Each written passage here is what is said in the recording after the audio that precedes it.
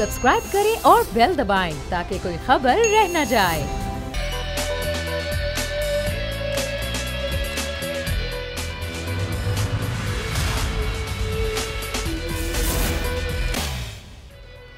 बिस्मिल्लाहिर्रहमानिर्रहीम, अस्सलाम वालेकुम। प्रोग्राम में मैं सुमैया रिजवान आपको वेलकम कहती हूँ। नाजरीन, कल से लेकर आज तक हम देखें मुल्क भर का जो मौसम है वो सर्द है, लेकिन सियासी पारा हाई है।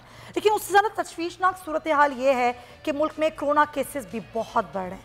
सेकेंड वेव जो कि आ चुकी है पाकिस्तान में, और उसकी बिना पर हमने देखा कि केसेस जो हैं वो 4 गुना ज़्यादा बढ़ गए, जिसका खुद वज़ीर आज़म ने अब से कुछ ही देर पहले बताया भी कि इन 10 दिनों में कोरोना केसेस में 4 गुना इजाफा हुआ। उन्होंने इस बात का खदशा जाहिर किया कि अगर हमने एहतियात ना की तो ये केसेस और भी बढ़ सकते हैं और सूरत हाल जून जैसी भी हो सकती है जब कोरोना पाकिस्तान में पीक पर था, अस्पतालों पर बहुत दबाव था। आज अगर हमने एहतियात ना की तो हम एक मुश्किल सूरत हाल में आ सकते हैं। उन्होंने ये भी कहा कि पाकिस्तान ने बहुत ज़बरदस्त एहतियात की और तबाही से बचाया हमने SOP पर अमल करके, जो कि पूरी दुनिया में ऐसा नहीं हुआ। और पूरी दुनिया में हमने देखा कि कोरोना केसेस भी बढ़े और मईशत का भी बहुत बुरा हाल हुआ, लेकिन पाकिस्तान ने इस सारी सूरत हाल पर काबू पाया। और हमें अभी भी इस बात की सख्त ज़रूरत है कि हमें आज भी SOPs पर अमल करना है, मास्क लगाना है, इज्तिमात करने से, इज्तिमात में जाने से, पब्लिक प्लेसेस में जाने से गुरेज करना है, एक दूसरे को कोरोना से बचाना है। तो ये एक बहुत बड़ी बात है। एक तरफ हम देख रहे हैं कि गिलगित बल्तिस्तान के कल इलेक्शंस हुए, उससे पहले पूरी इलेक्शन कैंपेन चली, एक गहमा गहमी है, और उसके बाद अभी PDM के जलसे बाकी हैं, एहतजाज की एक फ़ज़ा है जो पूरे पाकिस्तान में है। लेकिन अभी मुझे भी ये लगता है कि तमाम चीज़ों से बालातर होकर अपनी सेहत के हवाले से हमें सोचना होगा। सबसे बड़ी जो नेमत है ज़िंदगी की वो है सेहत। सेहत है तो सब कुछ है। अगर हम सेहतमंद होंगे तो ज़िंदगी के सारे काम कर सकेंगे। तो हमें इस चीज़ को ज़रूर जो है वो मद्देनज़र, और इसी से मैं आज के प्रोग्राम का आगाज़ करूँगी। मेरे मेहमान हमारे साथ मौजूद हैं, पहले उनका तारुफ करवा देती हूँ। मुझे कराची स्टूडियो से ज्वाइन कर रहे हैं सीनियर सहाफ़ी तज़कियाकार editor in chief Bold News Nazir Lagari साहब। लगारी साहब, बहुत शुक्रिया आपके वक्त का। नदीम कुरैशी साहब पाकिस्तान तहरीक इंसाफ से मुझे ज्वाइन करें, आपके वक्त का भी बहुत शुक्रिया। और साथ ही साथ ज़रा ज़ाहिर मैं चाहूँगी कि कराची की सूरत हाल सबसे पहले जान लें। वे केसेस बहुत ज़्यादा हमने देखा कि एकदम से बढ़े हैं। दुआ गो हैं कि जो हमारे सियासतदान जिनको कोरोना हुआ, जिनमें आज खबर आई कि वज़ीर सिंध मुराद अली शाह को भी कोरोना हो गया, अल्लाह ताला उनको सेहत दे। फारूक सत्तार साहब जो हैं वो कोरोना का शिकार हैं।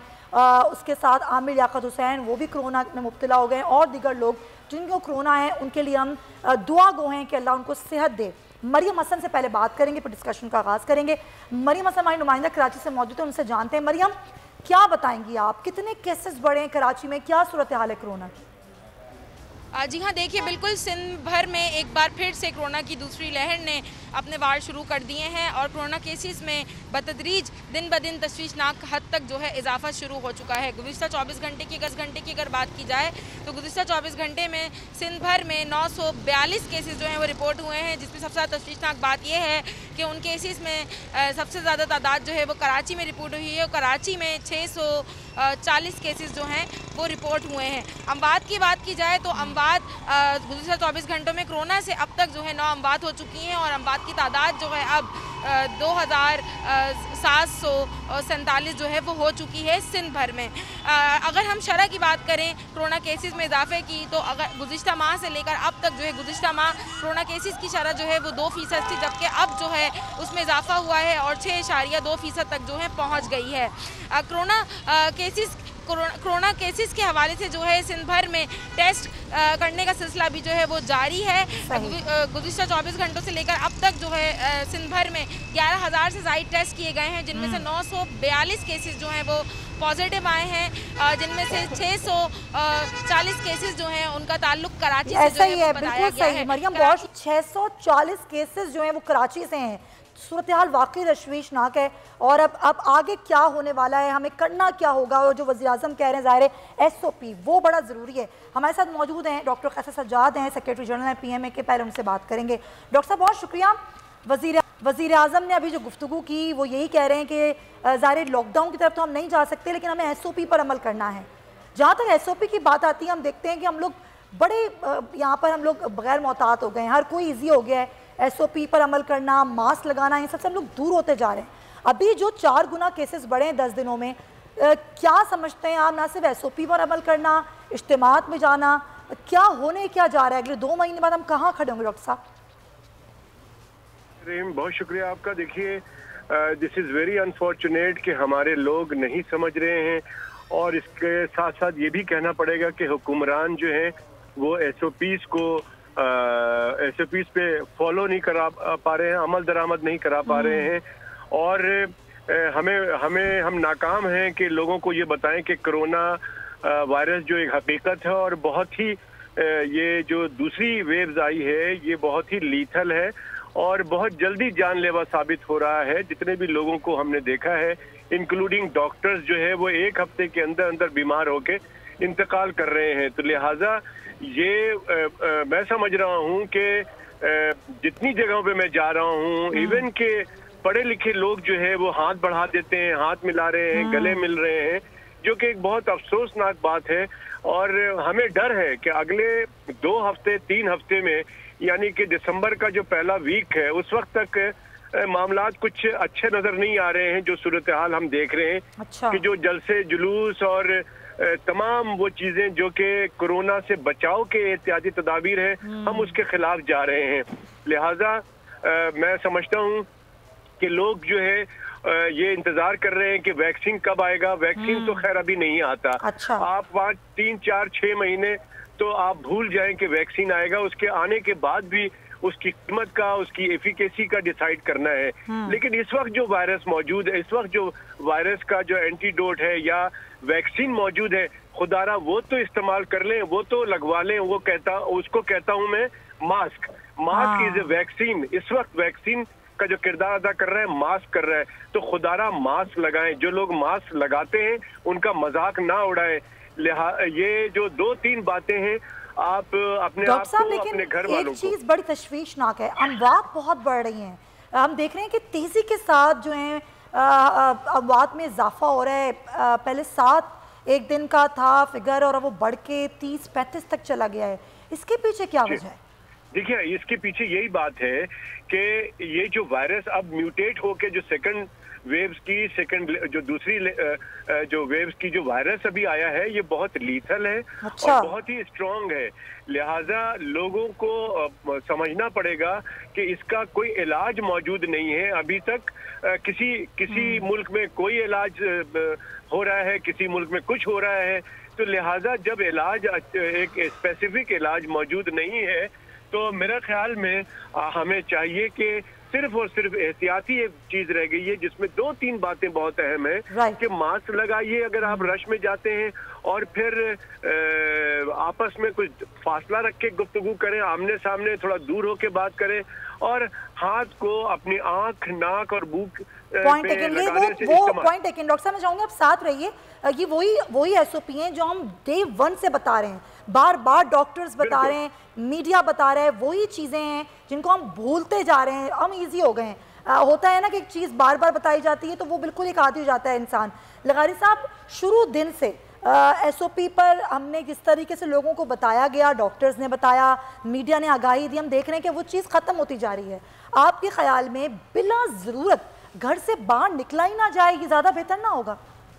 नहीं, बिल्कुल आपने ठीक कहा है। जो सेंसिटिविटी है वो उस तरह प्रिवेल नहीं कर रही है जिस तरह से इब्तदाई दिनों में मार्च के आगाज़ में शुरू हुआ था ये सिलसिला।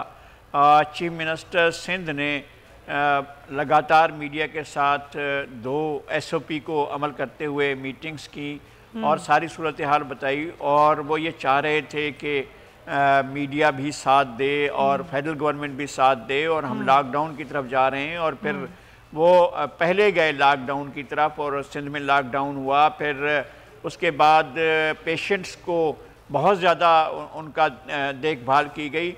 लेकिन अब के जो नई लहर आई है उसमें सिंध गवर्नमेंट ने उस तरह की जो फुर्ती है, उस तरह की जो बहुत तेज़ी से आगे बढ़ने का अमल था, वो नहीं हुआ। नतीजा आज ये निकला है कि जनाब सैयद मुराद अली शाह साहब खुद कोरोना पॉजिटिव हैं, और हमारे सिंध के और दीगर दोस्त, जैसे आपने बताया। समझते हैं कि सिंध गवर्नमेंट उस तरह से अभी SOP पर अमल करवाने में नाकाम रही है?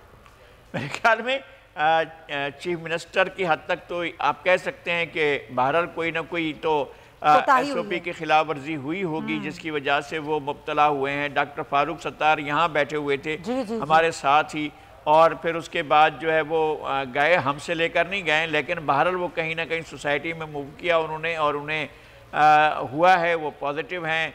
हमारे दोस्त डॉक्टर आमिर लियाकत हुसैन वो इसका शिकार हुए हैं, वो जो हैं इस वक्त कोरोना में मुब्तला हैं। अल्लाह इन सबको सेहत दे, तंदुरुस्ती दे। मेरा ख्याल ये है कि अब हमें इस चीज़ को सीरियस लेना चाहिए। सिंध की हद तक वही इक़दाम दोबारा होने चाहिए, जहाँ लॉकडाउन ज़रूरी हो वहाँ लॉकडाउन किया जाना चाहिए, और जहाँ पर अमल दरामद ना हो रहा हो SOP पर, तो हुकूमत अपनी हुकूमत होने का सबूत दे, फिर अपनी रिट के लिए इंसिस्ट करना चाहिए, फिर अपनी रिट बहाल करे और कहे कि जनाब जो इस पर अमल नहीं करेगा उसको एक प्रोसेस से, एक सज़ा से गुजरना होगा।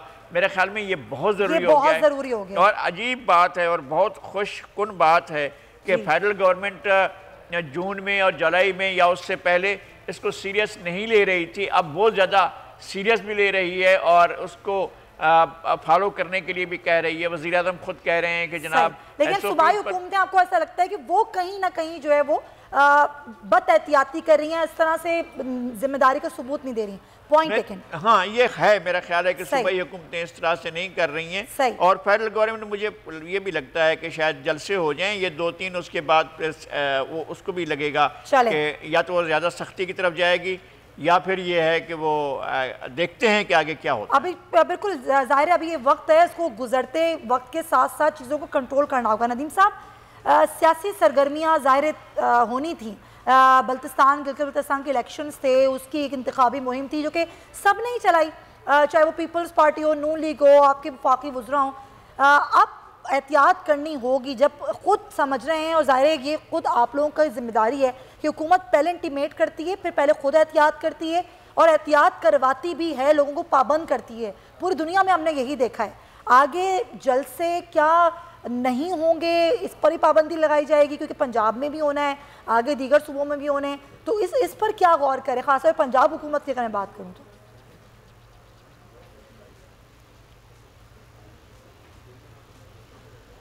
जी नदीम साहब, नदीम साहब आपको मेरी आवाज़ आ रही है? नदीम कुरैशी साहब, नदीम आवाज़ नहीं आ रही है। उनसे हम दोबारा रब्ता करके उनका सवाल है वो बड़ा ज़रूरी है कि आगे ज़ाहिर सियासी सरगर्मियाँ हैं, वो किस तरीके से आगे बढ़ेंगी, क्या अपोजिशन को जलसे करने की इजाज़त मिलेगी या नहीं मिलेगी? और होना तो यही चाहिए कि जिम्मेदारी का सबूत दिया जाए और सियासतदान खुद जिम्मेदारी का सबूत दें। फिल वक्त अभी इस सूरत हाल के पेश नज़र सियासी जो एक्टिविटीज़ हैं उनको रोक दिया जाए।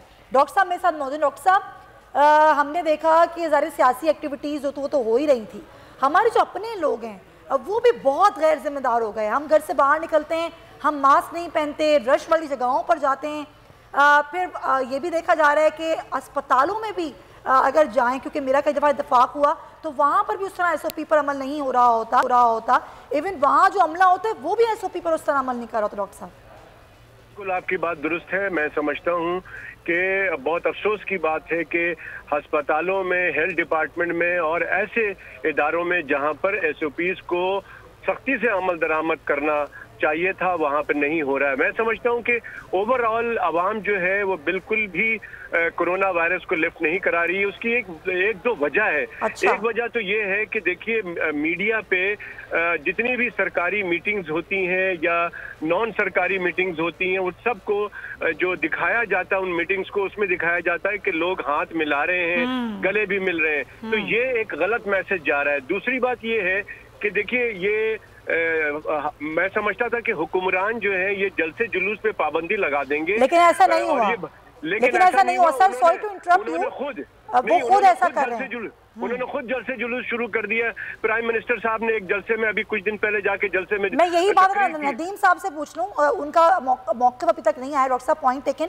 नदीम साहब, अभी जो मैं आपसे सवाल कर रही थी वो यही था कि आगे ज़ाहिर जलसे होने जा रहे हैं, हुकूमत अपने तो इज्तिमा पर पाबंदी लगा चुकी है कि नहीं करेंगे हम, फिलहाल तो यही वज़रा भी कहते हुए नजर आए, वज़ीर आज़म का भी यही कहना है, लेकिन आगे जो अपोजिशन के PDM के जलसे होने, क्या उस पर ही पाबंदी लगाएगी पंजाब हुकूमत के? खास तौर पर बात करूँ तो बिस्मिल्लाहिर्रहमानिर्रहीम। देखिए, मुझे आपकी ऑडियो का प्रॉब्लम था, मुझे आवाज ठीक नहीं आ रही थी। सही, अब आपको सही आ रही है? आवाज आ रही है आपको? जी, आपको अब सही आ रही है मेरी आवाज, तो जवाब दीजिएगा। देखिए मैं आपको एक अर्ज करूँ, गवर्नमेंट ने हमेशा यही कोशिश की है पिछले 1 साल में, जब से ये कोरोना का फेज आया, कि अवाम नास को महफूज रखने के लिए बेहतरीन हिकमत अमली बनाई जाए। मैं समझता हूँ हमारा जो सोशल सेटअप है, हम जिस मुआशरे में जिंदा है, हम अपने सोशल सेटअप को बेहतर किए बगैर इससे का मुकाबला करना हमारे लिए इतना आसान नहीं होगा। यहाँ एक माहौल है कि एक छोटा सा इवेंट भी हो तो लोग 300-400-500 लोगों की गैदरिंग कर लेते हैं। सबसे बड़ी चीज जो अड़े आ रही है, अल्टीमेटली तो गवर्नमेंट ने रोल प्ले करना है। गवर्नमेंट ने पहले लॉकडाउन किया, लॉकडाउन के बाद अब देखिए कितने हालात डेंजरस हुए कि आम आदमी, दिहाड़ीदार आदमी, गरीब आदमी भूख मरने पर आ गया। राशन, लोगों ने राशन के लिए, लोगों ने अपनी जरूरत जिंदगी के लिए पहले बेजा कर दिए। उस सारे माहौल को देखते हुए इमरान खान साहब ने स्मार्ट लॉकडाउन की पॉलिसी पर अमल किया और देखिए अल्लाह ने बड़ी ब्लेसिंग की।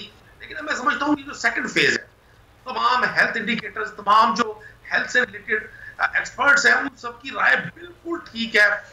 अगर ये ठीक है तो फिर आगे फिर इस तरह की हिकमत अमली बना, इस वायरस से निपटने के लिए पहले सियासतदानों को स्टेप लेना होगा, तभी तो आवाम को कहेंगे ना।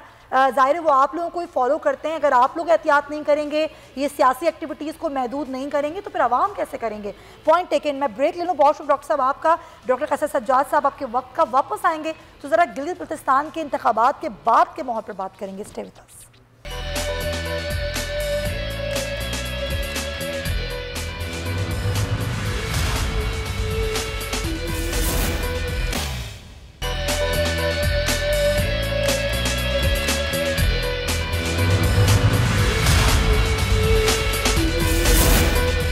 Welcome back to the show. कल गिलगित बल्तिस्तान के इलेक्शन हुए। ज़ाहिर जो नताइज हैं उनके आने का सिलसिला जारी है।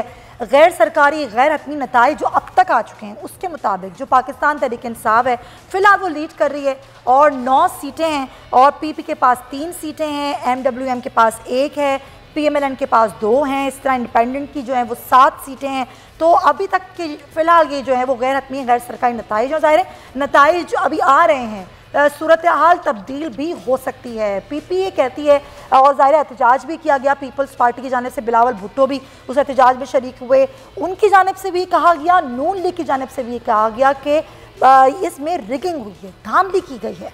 और कल से ही हमने देखा था कि कहा गया कुछ पोलिंग स्टेशन पर सुस्त रवि का शिकार हुआ जहाँ कांटे का मुकाबला था।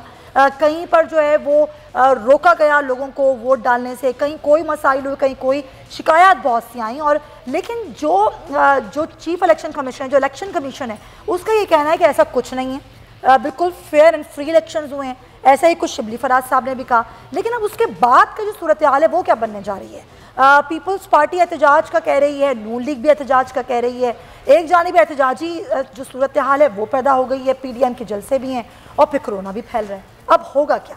ये एहतजाजी सिलसिला ऐसे ही चलेगा या एहतजाज करेंगी दोनों पार्टीज़ या कहीं रुकेंगी, कहीं थमेंगी और एक जिम्मेदार जो है वो सियासतदान होने का सबूत दिया जाएगा? लगारी साहब, आज हमने देखा बिलावल भुट्टो भी आए, उन्होंने भी कहा मैंडेट चोरी किया गया है, हम किसी को मैंडेट चोरी करने नहीं देंगे, इलेक्शन को मुतनाज़ नहीं होने देंगे। कल से ही हमने सब चीज़ों को कवर किया, कुछ शिकायत आई थी, उनका नोटिस भी कहीं लिया गया। क्या लग रहा है आपको, वाकई ये जो इलेक्शन कल हुए हैं ये फेयर हुए हैं, फ्री हुए हैं, या कहीं ना कहीं कुछ चीज़ों को किया गया है? मेरे ख्याल में ये जो इंतखाबात हैं गिलगित बल्तिस्तान के, वो हमारी तारीख के बहुत अहम मौके पर हुए हैं और इन इंतखाबात को मुतनाज़ा नहीं होना चाहिए था। हुकूमत को जिस एहतियात से काम लेना चाहिए था वो एहतियात न सिर्फ नहीं की गई बल्कि कतन नहीं की गई। अच्छा। और वज़रा ने जिस तरह से जाकर कैंपेन चलाई और जिस तरह के उन्होंने नोट दिखाए, जिस तरह से उन्होंने नोटों की बातें की हैं, जिस तरह से वोट ख़रीदने की बातें की हैं, ये सारी बातें, और जो वहाँ ज़ुबान इस्तेमाल की गई अल्लमान वल हफीज़, ऐसी ज़ुबान तो बहरहाल इंतखाबी मुहिम में तो नहीं हो जाती है। और ख़वातीन के बारे में हमें बहुत एहतियात से बात करने की ज़रूरत होती है। अगर मुस्तकबिल में यही कल्चर रहा और इसी तरह से सियासत आगे बढ़ती रही तो फिर वही लोग रह जाएंगे और इस तरह के ही लोग रह जाएंगे। फिर इलेक्शन लड़ने के लिए लोगों को रास्ता अख्तियार करना पड़ेगा कि वो जाएं या न जाएं। ये इंतखाबात के बारे में हम समझ रहे थे कि पाकिस्तान की जितनी भी अथॉरिटीज़ हैं, जितने भी ज़िम्मेदारान हैं, वो पूरी एहतियात से काम लेंगे और किसी तरह से भी इंतखाबात के अमल को मशकूक नहीं होने देंगे। लेकिन बावजूद इस सारी की सारी कार्रवाई के और तमाम बातें होने के जिस तरह की जाती रही हैं, इंतखाबात के अमल को क्लीन, शफाफ और साफ कैसे लगा साहब, आपको कैसे लग रहा है कि ये नहीं हुए हैं शफाफ इंतखाबात? मैं ये अर्ज़ करता हूँ कि देखें, बहुत से हल्के ऐसे थे कि जहाँ पर जो प्रेडिक्शंस थी मुख्तलिफ थी। ठीक है। एक दूसरी बात यह है कि जिन लोगों के बारे में आखिर तक कहा जाता रहा कि जनाब रिज़ल्ट रोका जा रहा है, और रिज़ल्ट वो तो ऐसी जगह थी ना जो शहरी इलाके थे जहाँ पर नतीजे फ़ौरन दिए जा सकते थे, सरे शाम ही आ सकते थे। कौन थी, कुछ 6000 6,500 तक के बड़ी लीड जा रही थी, इसी पर फैसले हो रहे थे। और साथ में जो दूसरे उम्मीदवार दूसरे नंबर पर वो 3,000 साढ़े तीन हज़ार थे। ये तमाम कैलकुलेशन बहुत जल्दी हो जानी चाहिए। शहरों में तो पहले होनी चाहिए, लेकिन शहर के हलकों के इंतखाबात रोके गए और वो बहुत ताख़ीर हो गई। इसके बाद जाकर फैसले सुनाए गए, और फैसले जो थे वो ऐसे नहीं थे कि जिन पर एतबार किया जाता। लेकिन तमाम बातों के बावजूद मुझे इस बात का शदीद मलाल है और दुख है कि इंतखाबात मुतनाज़ हो गए हैं, जो नहीं होने चाहिए थे और इनको आगे बढ़ना चाहिए था। लेकिन बहरहाल इन पर सवाल उठ गया है, और सवाल अपोजिशन ने उठाया है, हम उसको बिल्कुल ऐसे रूल आउट नहीं कर सकते हैं। अपोजिशन बाद में यही कहेगी कि जनाब फिर सिलेक्शन हुई है और फिर इलेक्शन जो है वो नहीं हुआ है। बिल्कुल ऐसे ही है। ज़रा पहले मैं हसन मुर्तज़ा साहब से बात कर लूँ, पाकिस्तान पीपल्स पार्टी से हमारे साथ मौजूद हैं, फिर नदीम साहब का मौक़िफ़ लेते हैं। हसन साहब, अभी बिलावल भुट्टो ने भी यही कहा कि ये इलेक्शन छुड़ाया गया है, हम इसको मुतनाज़ नहीं बनने देंगे। क्या शिकायत थी, और क्या उन शिकायत को आप लोगों ने टाइमली जो है वो इलेक्शन कमीशन में वो शिकायत दी थी, क्या उनका कोई जवाब आया था? देखें, बहुत शुक्रिया सुमैया। ये जो इलेक्शन है वो कोई सिर्फ ये नहीं कि पोलिंग डे वाले दिन अगर कोई धांधली हो, कोई वोट जली पड़ जाए या कोई इस तरह की जिससे हो। धांधली कई किस्म की होती है। इलेक्शन चोरी जो है वो मुख्तलिफ तरीकों से किए जाते हैं, जैसे कि प्री पोल रिगिंग में है कि आप दूसरी पॉलिटिकल पार्टी को वो जो मैदान है वो हमवार ना दें, उनके लोगों को तोड़े, पॉलिटिकल पार्टीज को लोगों की वफादारियां खरीदें, वहाँ जाकर आप अनाउंसमेंट करें कि हम आपको आईनी हकूक दे देंगे। वहाँ जाके आप कहें जी कि जितने 1000 वोट दोगे इतने करोड़ रुपया डेवलपमेंट के लिए देंगे। ये सारी चीजें जो हैं ये रिगिंग में ही आती हैं। और फिर आप पोलिंग डे वाले दिन भी इस तरह करो कि जहाँ पे अक्सरीती अपोजिशन अक्सरीती हल्के हैं वहाँ पे आप पोलिंग स्लो कर दो, और जिससे लोग तंग आके वापस चले जाएं, वोट ना कास्ट कर सकें। ये चीजें जो हैं फिर आपका इलेक्शन कमीशन भी जो वहाँ का है उसके भी इल्जामात लगते रहने के बजाय वो जीबी में बैठने के, वो इस्लामाबाद में बैठे हुए थे और वहाँ पर मीटिंग कर रहे थे और प्रेस कॉन्फ्रेंसेस कर रहे थे और किन लोगों के साथ मिल रहे। फिर वहाँ पे सरकारी अफसरान को तरक्कियाँ भी दौराने इलेक्शन दी गई और उनको वहीं पे कहा कि आप अपनी सर्विसेज भी जारी रखो। तो ये सारी जो शिकायत थी ये प्रॉपर्ली यानी कि आप लोगों ने इलेक्शन कमीशन में दी थी शिकायत, दरख्वास्त दी थी ऐसी कोई कि शिकायत है हमारी कंपाइल करके?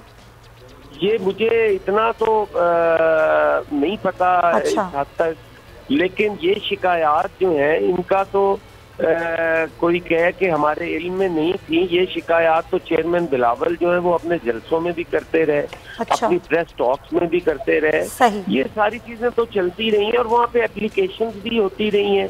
होती रही। सामने सबसे बड़ा जो इन्होंने उस वक्त कहा कि इन्हें चेयरमैन बिलावल समेत जितने MPs MNAs हैं इनको सूबा बदर कर दिया जाए। जिनके पास कोई पब्लिक ऑफिस भी बदर किया जा रहा था और जो मिनिस्टर थे, जो पब्लिक ऑफिस होल्डर थे, उनको इसने ना रोका है ना टोका है। Point taken. हसन साहब, मैं जरा चाहूंगी आपकी तमाम जो चीजें हैं ना ये इसका जरा एक मौक़िफ़ ले लूं, फिर दोबारा आपकी जानिब आती हूँ। नदीम साहब, ये जो शिकायत थी सारी डे 1 से थी, चाहे वो PP हो या नून लीग हो, लेकिन आज फिर अगर इस तरह की बात होती है कि जी इलेक्शन चुराया गया है, इसमें धांधली की गई है, तो अफसोस का मकाम है ना कि क्यों हमारे मुल्क में कोई फेयर एंड फ्री इलेक्शंस नहीं हो जाते और क्यों फिर सरकारी मशीनरी इस्तेमाल की जाती है, क्यों ये सारी चीजें की जाती हैं? क्या जवाब है इस पर आप लोगों का? देखिए, मेरे पास तो इसका सिर्फ एक ही जवाब है कि इस अपोजिशन को मुतमईन करने का सिर्फ एक हल है कि इलेक्शन बिला मुकाबला करवा दिए जाए। अच्छा, मतलब बिलावल भुट्टो साहब के लोग इलेक्शन लड़े और PMLN के लोग इलेक्शन लड़े और बाकी इनके मद्दे मुकाबले कोई शख्स ना हो। मैं हैरान इस बात पर हूं कि कल तक इस बात के दावे करने वाले लोग कि जी गिलगित बल्तिस्तान हमारे मौकफ की तायद करेगा, APDM के मौकफ की तायद करेगा, ट्रेंड सेट करेगा, पाकिस्तान में एक नए जदोजहद का आगाज होगा। आज जब उसके नताइज आ गए तो ये वो बातें करके ये अपनी उस मायूसी को छुपाने की कोशिश कर रहे हैं। तो बुनियादी तौर पर गिलगित बल्तिस्तान में जो लेवल ऑफ एजुकेशन है, वहां जिस तरह से अवेयरनेस बढ़ी और जिस तरह से पिछले 2 इलेक्शन और इस इलेक्शन को आपके मीडिया ने कवरेज दी, कोई धांधली नहीं हुई नदीम साहब, कोई धांधली नहीं हुई जी, कोई धांधली नहीं हुई इलेक्शन में। देखिए मैं समझता हूँ कतन कोई धांधली नहीं हुई। ये तो एक वतीरा बन गया कि यहाँ शिकस्त के बाद ये जमहूरियत को समझते हैं सिर्फ एक लॉलीपॉप है जो लोगों को देना है सिंपैथी गेन करने के लिए।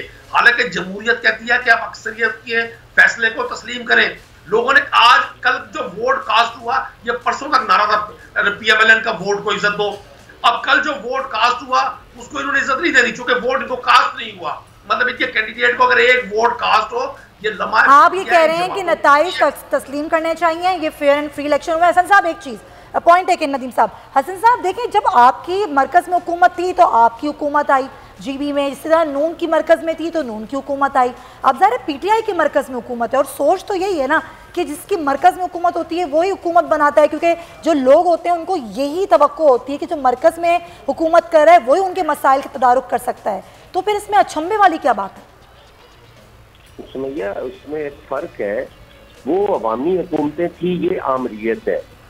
दूसरी बात ये है कि इस हुकूमत ने तो 2.5 साल में लोगों को भूखा मार दिया है, करोड़ों लोगों को बेरोजगार कर दिया है। ये तो हम देख रहे हैं और ये बात देख रहे हैं कि पंजाब जैसे 12 करोड़ के सूबे को इन्होंने लावारिस कर दिया है। वहाँ पे तो लोग बरमला कहते थे कि ये नाअहल है, नालायक हैं, ये कर ही कुछ नहीं सकते। वहाँ पे तो लोग जो है वो खुल के इनके खिलाफ सड़कों पे आए हुए थे और सर्दी के बावजूद वो लोग सारी रात सड़कों के ऊपर फिर के इस इंतखाबी प्रोसेस को वो चाहते थे कि ये मुकम्मल हो और इनसे छुटकारा हासिल किया जाए। इन्होंने तो पंजाब जैसे जरखेज सूबे को खंडर बना दिया है। इन्होंने तो केपी जैसे खुशबुओं के शहर को धूल और खंडरात में तब्दील कर दिया। लेकिन आप ये बात जानते हैं ना कि GB के मसाइल दूसरे हैं, तो वहाँ के मसाइल दूर करने के शायद GB के अवाम यही देख रहे हैं। तो लोगों को तवक्को होती थी कि हुकूमत है और ये हुकूमत जो है हमारे मसाइल हल करेगी। ये तो बहरान की हुकूमत है, इसमें तो बहरान ही पैदा हुए हैं। भाई हैं, बड़े समझदार आदमी है, बेचारे अब फंस चुके हैं। अच्छा, मजे की बात हसन साहब, आप लोग की हुकूमत नहीं है मरकज में, लेकिन आप लोग ये दावा कर रहे हैं कि आप लोग मसाइल हल कर देंगे GB के लोगों के। वो कैसे करेंगे? कोई प्लान भी नहीं बता रहे आप लोग। ये पॉलिटिकल विजन होता है दीदी, ये पॉलिटिकल विजन होता है, इसके लिए हुकूमत जरूरी नहीं होती। तो आप ये समझ रहे हैं वो पॉलिटिकल विजन जो है वो PTI के पास नहीं है और इन लोगों में बिल नहीं है। हमने तो GB के लोगों ने हमेशा हमारे साथ प्यार किया है जी। इलेक्शन हार जाना जीत जाना एक अलग चीज है, लेकिन GB के लोग आज भी पीपल्स पार्टी के साथ खड़े हैं इन बुरे हालात में भी। अच्छा, ये आप अंदाजा लगा लें, आज दूसरा दिन हो गया, अभी तक कई रिजल्ट पेंडिंग है। सही, क्या वहाँ पे अगर आप मेरे साथ रुक सकते हैं हसन साहब तो मैं आपका जवाब कंटिन्यू कर लूंगी, मुझे ब्रेक लेनी है। साथ ही जरा आपसे ये पूछना भी है कि ये एहतजाज अगर आप लोग करेंगे तो ये कहाँ तक होगा? सिर्फ GB के हद तक होगा या ये एहतजाज इस्लामाबाद में भी होगा? अगर होगा तो फिर किस तरीके से होगा? स्टे विद अस, ब्रेक के बाद।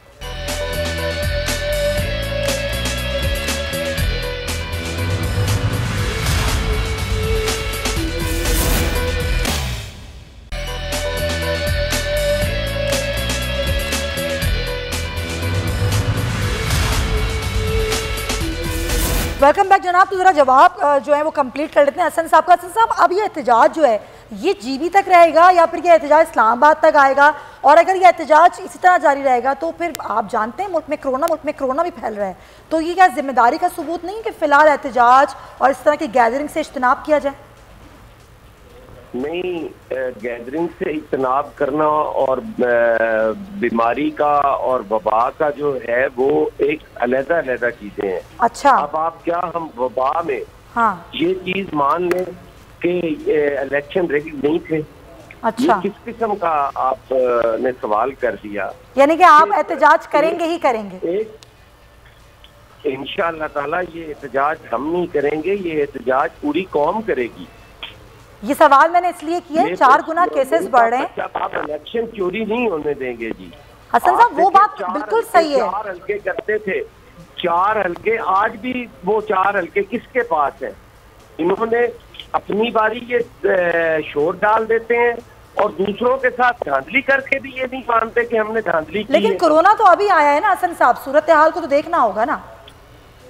और कोरोना से ज्यादा खतरनाक ये है। अच्छा, ये कोरोना से ज्यादा नुकसान कर रहे हैं। चलें, आप क्या बात कर रही हैं कोरोना से? उसका तो वैक्सीन भी सुना है आ गई है, कोई इलाज हो जाएगा।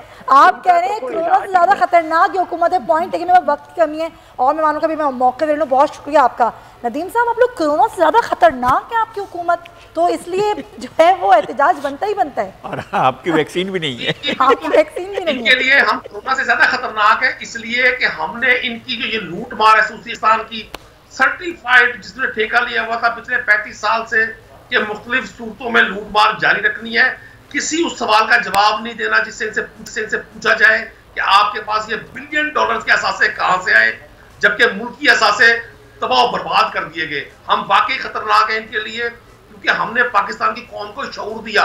हम वाकई खतरनाक है कि ये 13 साल से सिंध में मौजूद है और सिंध जहां आप प्रोग्राम कर रही है, कराची जो रोशनियों का शहर हुआ करता था, आज साफ पानी की बूंद से लोग तरसते हैं। हम वाकई खतरनाक है उन लोगों के लिए जिनसे हमने पूछा है कि आपने फ्लोर ऑफ द असेंबली कहा था, हमारे इंग्लैंड में कोई असासे नहीं है, इवन फील्ड्स में हमारे कोई फ्लैट्स नहीं है।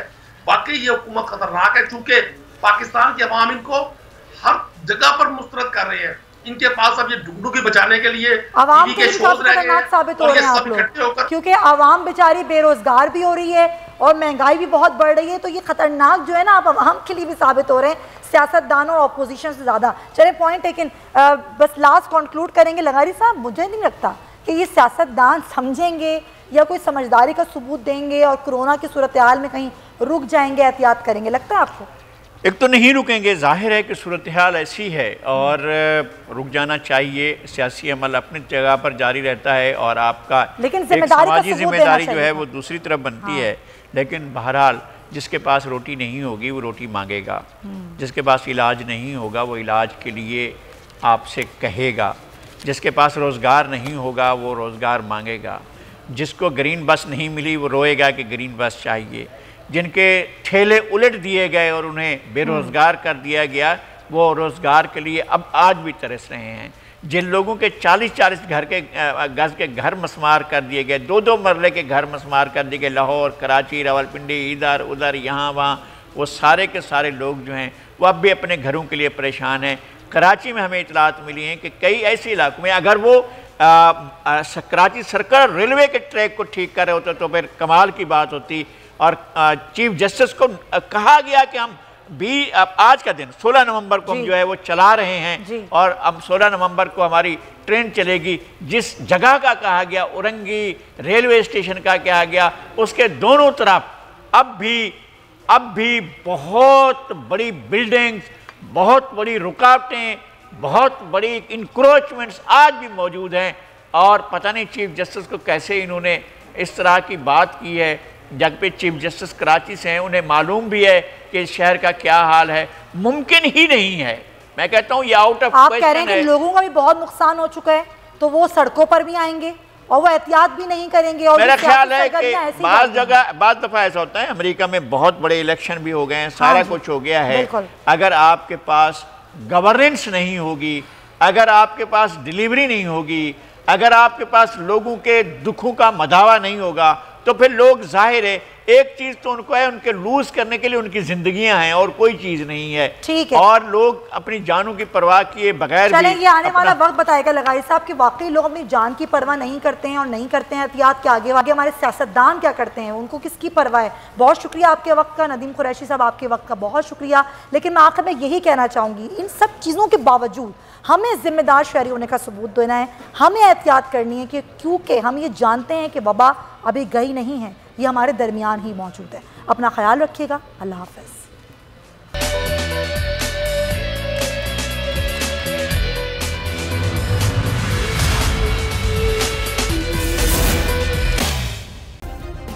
सब्सक्राइब करें और बेल दबाएं ताकि कोई खबर रह न जाए।